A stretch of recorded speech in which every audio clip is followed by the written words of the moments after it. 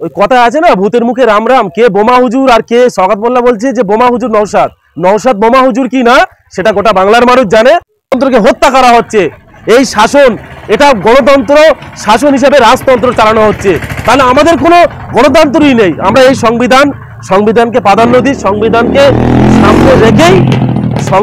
সামনে রেখে সংবিধানকে প্রাধান্য দিয়ে আমরা 26-এ ভোটটাকে আমরা করব এবং আগামী দিন এই যে দুষ্কৃত এবং যারা এই নারকীয় অত্যাচার চালিয়েছে তাদেরকে গোটা ভাঙড় তথা বাংলা থেকে আমরা বিতাড়িত করব।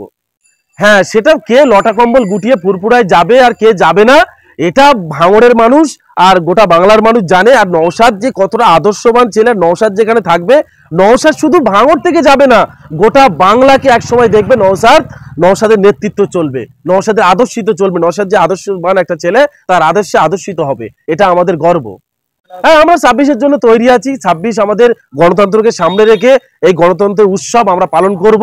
সেটা বাংলার মানুষ, সেটা গোটা বাংলার মানুষ এবং ভাঙড়ের মানুষ জানে। যারা এই গণতন্ত্রকে হত্যা করেছে, এই নারকীয় অত্যাচার করেছে, তার প্রেক্ষাপটে মানুষ কাকে ভোট দেবে সেটা বাংলার মানুষ জেনেই রয়েছে। ওই বলে না, চুপচাপ খামে চাপ, আগামী 26-এ আইএসএফ বিপুল ভোটে ভাঙড় থেকে জয়যুক্ত হবে এবং গোটা রাজ্য জুড়ে আইএসএফ এর পতাকা থই থই করে নাচবে। না না, এটা ওদেরকে মানুষকে তো দেখো, ওরা উন্নয়নের নামে ভোট চাচ্ছিল, এটাই ওদের এত উন্নয়ন করেছে যে মানুষের মানে মনোনয়ন পত্র জমা দিতে দিচ্ছে না। ওদের উন্নয়ন এতটাই উন্নয়ন করেছে যে মানুষের মনোনয়ন জমা দিতে দিচ্ছে না। তাহলে তাদের কাছ থেকে আমরা কি আশা করতে পারি যে আগামী 26-এ তারা আমাদের লটা কম্বল গুছিয়ে ফেলবে, এই করবে? এটা ফালতু, ওই বলে না ফাটা কলসির আওয়াজ বেশি হয়, তো এই ব্যাপারটা হচ্ছে এরকমই। আমার নাম নাজমুল হোসেন, গ্রাম ভুমরু। না না, এটা ওদেরকে মানুষকে তো দেখো, ওরা উন্নয়নের নামে ভোট চাচ্ছিল, এটাই ওদের এত উন্নয়ন করেছে যে মানুষের মানে মনোনয়ন পত্র জমা দিতে দিচ্ছে না। ওদের উন্নয়ন এতটাই উন্নয়ন করেছে যে মানুষের মনোনয়ন জমা দিতে দিচ্ছে না। তাহলে তাদের কাছ থেকে আমরা কি আশা করতে পারি যে আগামী 26-এ তারা আমাদের লটা কম্বল গুছিয়ে ফেলবে, এই করবে? এটা ফালতু, ওই বলে না ফাটা কলসির আওয়াজ বেশি হয়, তো এই ব্যাপারটা হচ্ছে এরকমই। তাদের উপরে নারকীয় অত্যাচার করা হলো, মানে বেধড়ক তাদের মারধর করা হলো এবং সেখানে মহিলারাও ছাড় পায়নি। গণতন্ত্রের চতুর্থ স্তম্ভ সাংবাদিক, তাদেরকে কালকে মারা হলো। তাহলে ছোট একটা মানে স্কুলের ভোটকে কেন্দ্র করে যদি এই শাসক এতটা শোষণ করতে পারে, এতটা নারকীয় অত্যাচার করতে পারে, তাহলে বাংলার মানুষকে আর বোঝার কিছু নেই। গোটা ভাঙড়ের মানুষকে বলবো, আগামী দিনে আমাদেরকে প্রস্তুত থাকতে হবে এবং আগামী দিনে যেন 2026-এ এই মানে শোষিত সরকারকে, এই অত্যাচারের সরকারকে বাংলা থেকে মানে ভাঙড় তথা বাংলা থেকে দূরে সরাতে হবে। ওই কথা আছে না, ভূতের মুখে রাম রাম, কে বোমা হুজুর আর কে সওগাত মোল্লা বলছে যে বোমা হুজুর নওশাদ বোমা হুজুর কি না সেটা গোটা বাংলার মানুষ জানে।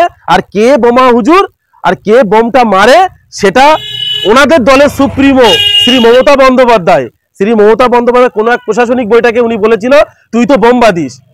তার কাছ থেকে এটাই সার্টিফিকেট, তার কাছে সার্টিফিকেট নেওয়ার নওশাদের কিছুই হয়নি যে বোম মানে কে বোমা হুজুর কে, সেটা গোটা ভাঙড় তথা বাংলার মানুষ সেটা ভালোভাবেই জানে। 26-এ আমাদেরকে চট ফেলতে দেবে না, এটা জাস্ট একটা হাসির কথা ছাড়া আর কিছু নেই। আমরা ভাঙড়ের ছেলে, আমরা 26-এ বিপুল ভোটে জয়যুক্ত হবে, এটা আমরা আশাবাদী। আগামী দিনে যে আমরা চট ফেলবো, যে আগে যে জায়গায় একটা চট ফেলতাম, আগে 26-এ আমরা সেই জায়গায় দুটো চট ফেলে দেখিয়ে দেবো যে আমরা ভাঙড়ের মানুষ সবই পারি।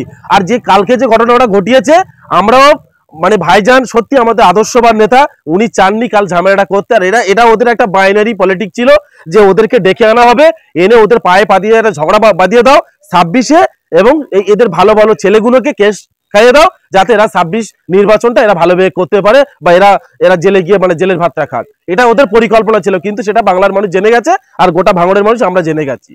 ভাঙড়ে বিরোধীরা নেই কি আইএসএফ নেই, তাহলে এটাই তো প্রমাণ হচ্ছে যে কালকে তাহলে ছোট একটা মানে মাদ্রাসাকে সেখানে আমাদের 6টা ক্যান্ডিডেট ছিল, তাহলে এই 6টা ক্যান্ডিডেটকে কেন মনোনয়ন পত্র জমা দিতে দেয়নি? তারা তো চেক করতে পারতো যে ভাঙড়ে আইএসএফ আছে কিনা, তারা নিজেরা তো চেক করতে পারতো।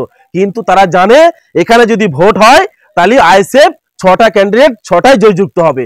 এই কারণে ওরা কালকে নারকীয় অত্যাচার চালিয়েছে এবং সেই অত্যাচারটা লাস্টে কি করেছে, কয়েকটা বোম কটা শুনলি আমরা দেখেছি, পুলিশ ওখানে গিয়ে নানা রকম পুলিশ ছিল, এসআই থেকে শুরু করে কলকাতার সিপি ছিল, যে একটা বোমের ছিল সেখানে তারা অনেক জাঁকজমক করছিল। তাহলে এটা মানে আইএসএফ কে দাগিয়ে দেওয়ার জন্য, আইএসএফ এর উপর ঘাড়ে দোষটা চাপিয়ে দেওয়ার জন্য এরা এত মারধর করেছে, সাংবাদিকের উপর মারধর করেছে, মেয়েদেরকে ছাড়া হয়নি।